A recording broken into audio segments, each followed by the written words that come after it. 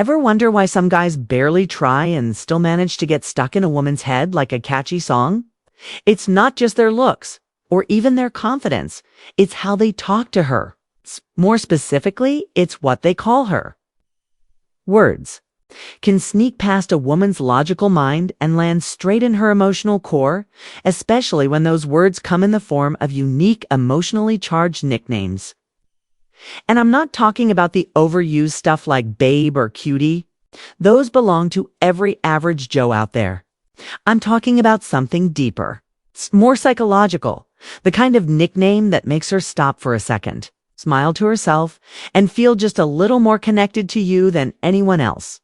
In this video, I'm going to give you 3 forbidden nicknames, ones that most guys don't even think to use, that trigger emotional curiosity, playful attraction, and even obsession when used the right way. These are names that carry subtle emotional weight, names that don't just label her, but redefine how she sees herself when she's around you. And the best part? Each one taps into a different part of her subconscious, from her desire for excitement to her need to be seen as special, to that confusing but addictive mix of irritation and attraction that keeps her thinking about you. When she should be working, this isn't just about being clever with words. It's about creating a feeling.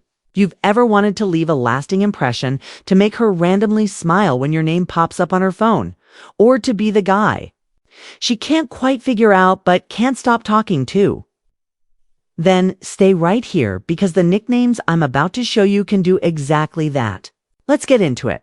Let's start with one of the most deceptively simple yet emotionally charged nicknames you can ever use on a woman.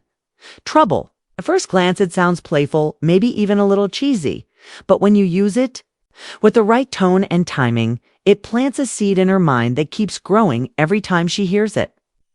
When you call her Trouble, you're not just teasing her. You're giving her a new identity, one that's wrapped in playful tension and low-key seduction. You're saying, you stir something in me, and I like it, without ever having to say those exact words.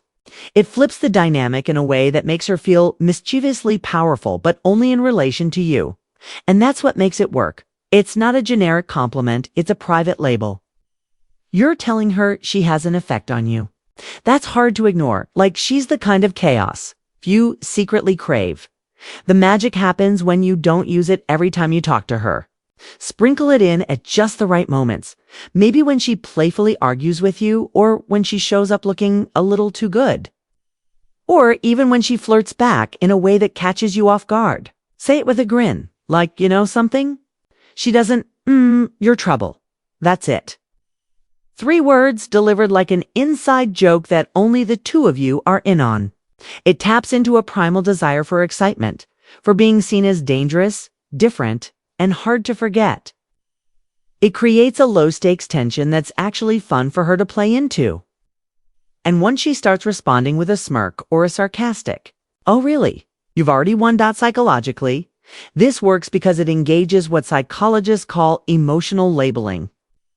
You're not just giving her a nickname, you're branding a feeling. Every time she thinks about you, this emotional label sticks. The guy who saw through her good girl smile and called her what she secretly hoped someone would, a little dangerous, a little irresistible. And the beauty is, it leaves her wondering, what else you see? That curiosity? That need to figure out how much you mean what you say? That's what keeps you on her mind longer than any compliment ever could. Now, let's talk about a nickname that's a little riskier, but when used with the right swagger, becomes absolutely magnetic. Heartbreaker. This one works on a completely different level than Trouble. It flatters her, yes, but more importantly, it challenges her. You're acknowledging her allure, her effect on people, but with a sly confidence that says you're not afraid of it. And that's the key. It's not just what you call her. It's the frame you hold while doing it. Most guys fall over themselves to win her over, to be nice, to compliment her into submission. But when you casually look at her, smirk, and say, "You're such a heartbreaker," you know that?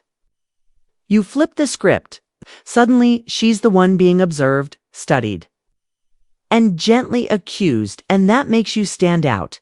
This nickname taps into a deep part of feminine psychology, the desire to feel desired and mysterious at the same time. Heartbreaker plays on that duality. It implies that she's captivating and dangerous, without you being bitter or resentful about it. It paints her as powerful, but also leaves a door open because the subtext is clear. You could break hearts, but I'm not so easily broken. That confidence, that subtle "I see you, but I'm not falling for you just yet" energy, drives her crazy in the best way. And it only works if your delivery is calm, almost amused. Don't sound hurt. Don't sound jealous. Say it like you're in on the joke.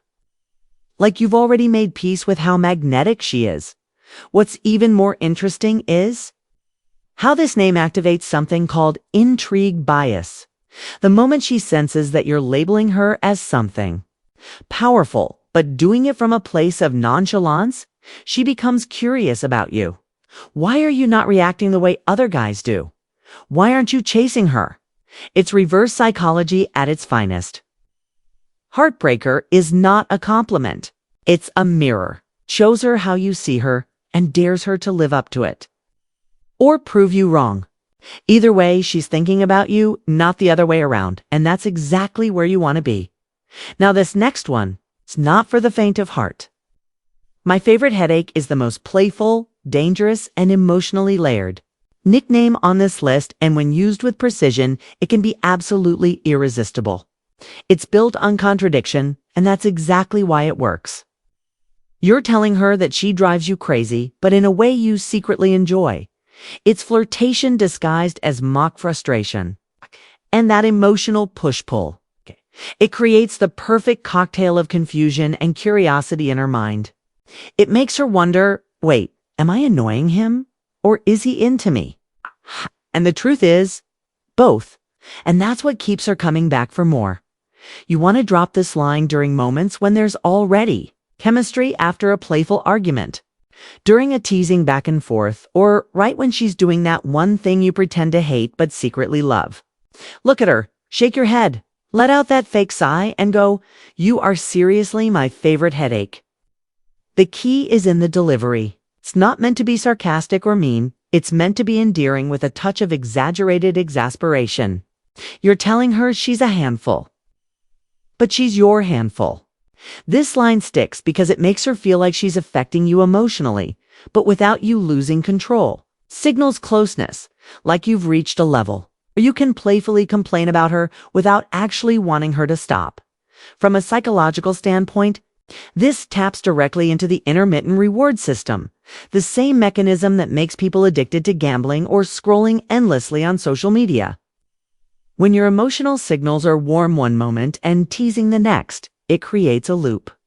In her brain, what does he really feel? What does that mean? And instead of pushing her away, it pulls her in. She laughs, maybe rolls her eyes, but somewhere in the back of her mind, she's processing.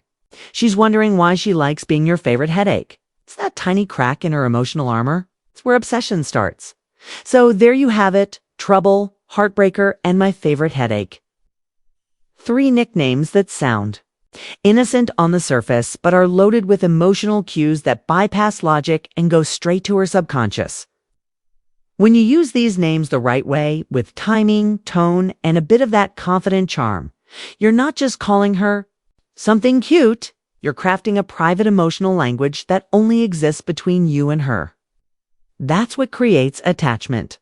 That's what keeps her replaying conversations in her head and checking her phone just to see your name pop up, if you've ever wanted to stand out from every other guy she talks to. These aren't just words, they're tools. Use them, right?